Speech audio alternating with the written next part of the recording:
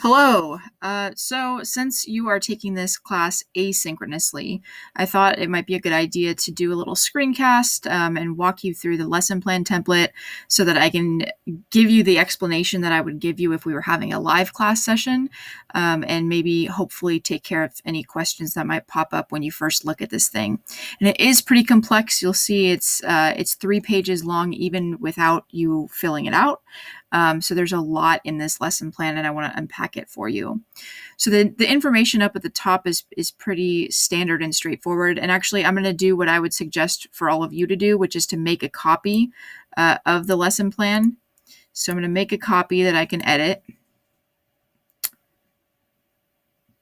And what I would suggest that you do is just kind of do each thing one by one. So don't delete the whole thing. There's bullet points for each thing you need to include. So for each one, just delete it as you go and fill it out that way so that you don't forget what was supposed to go there. So I'm not going to do that for every single box, but you can see just kind of how the process would go. So the top information, like I said, very straightforward, your name and contact information, the title of your lesson plan. I would like you to come up with a title. You're not going to gain or lose a lot of points for that, but just come up with any title for your lesson plan. And then the estimated duration of your lesson plan, note that it says it must be at least 45 minutes long. So this is separate from your lesson demonstration. Your lesson demonstration is going to be a 7 to 10 minute segment of this longer lesson plan. So envision this lesson plan template as covering an entire class period, or if you're in the elementary school setting, like an entire subject lesson for that day. And then over here you have the grade or grades of the lesson, and then the content area or class title. And again, the class title is just the title of what your class would be. So if you teach like a second grade class, you can put that, or you can put, you're already going to have the content area there. So don't worry too much about the class title. So next section down here, the lesson overview and context. So you're going to give a brief summary of your lesson, no more than a paragraph. It doesn't even need to be a full paragraph. And then give some context for me. So what did you teach the students before you got to this point with this lesson? And what do you think will come after it? How will it fit into whatever unit it belongs in? Is it something that would happen at the beginning of the unit, or towards the middle or the end, or where would it fall? This class information, inevitably, I will always have students that will not give the specific information that I'm asking for. I literally want every single piece of this information. So I want the number of students total.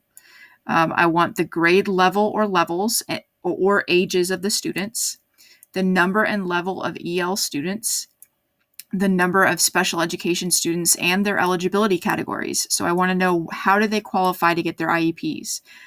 Give me the numbers for each eligibility category. So if you have like 5 kids who have specific learning disability, you can put 5 SLD. If you have 2 kids who have autism, you can put 2 with autism, but I want to know their categories. And then if you also have students with 504s, put their the numbers there, and then their qualifying disabilities, and then the number and type of any other complex learners. And if you're watching this screencast at the beginning of the class before you've gone through any of the other materials, you may not be sure what I mean by that, but I promise that as you go through each week's slides, you will learn and understand what I mean by complex learners.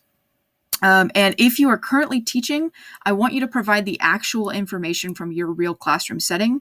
If you are not currently teaching, you can make it up or model it after a teacher in an actual class setting. Next part is the content standards.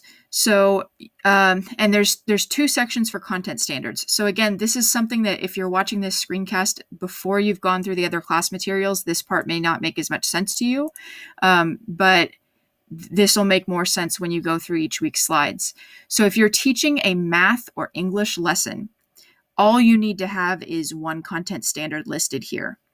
So math or English lesson, you just need one content standard from either the math content standards or the English content standards, depending on which lesson you're teaching. If you are teaching a lesson in any other subject, social studies, science, PE, health, whatever the subject may be, if it is not math or English, you would put your subject standard here. So like your PE standard or your science standard, you would put it here. And then you need an accompanying or connecting Common Core literacy or numeracy standard. So that would be a math or English standard. Now, again, you'll learn this throughout the course, but it is no longer just the responsibility of math and English teachers to teach math and English standards. It is also the responsibility of every other teacher that child has. So one of the nice things, and I'll show you an example from the NGSS standards. This is the Next Generation Science Standards, like one of their standards. And if you look, they actually give you an example of a connecting literacy skill here. So if you're doing science, the work is already done for you. If you're looking at the NGSS standards, if you're doing like PE or social studies, it might be a little bit more work on your part to figure out what you should put there. And again, if you have any questions about any of that, you can always feel free to ask me. Even though this is an asynchronous course, I'm still here to help you.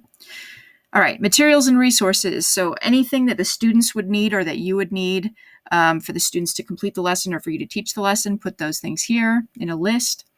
The learning objective or objectives, don't go crazy there. I don't need to see like 10 or 12 objectives. That would be a lot for one class session.